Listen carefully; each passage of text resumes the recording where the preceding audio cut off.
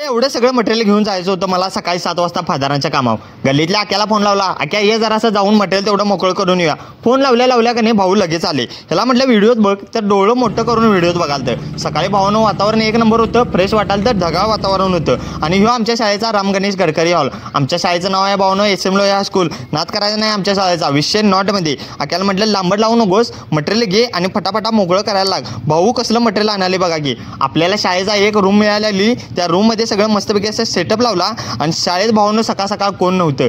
3 दिवस इथं काम चालणार होतं. परीक्षा होती 3 दिवस पोरांची आणि शिक्षक लोकांना 3 दिवस जेवण द्यायचं होतं. आणि फळ्यावर भावानं काय लिहिले बघा पोरांनी, मोबाईल बंद ठेवा. बाहेर पडताना ग्राउंडवर पब्लिक खेळायला ढीग आलतं. पोरं पण प्रॅक्टिस करायला लय आलतीत.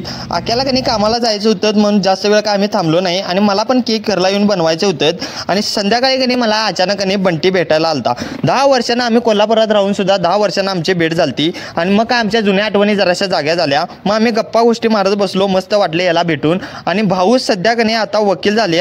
भावाला म्हटलं जरासं व्हिडिओ बघ, तर भावानं लगेच हात केला. आणि बघा की शाळेत सुविचारलेल्या माता पितांची सेवा करणे हा श्रेष्ठ धर्म आहे. दुसरा सुविचार असा आहे, नशिबाने मोठे होण्यापेक्षा नशिबाला मोठे करा.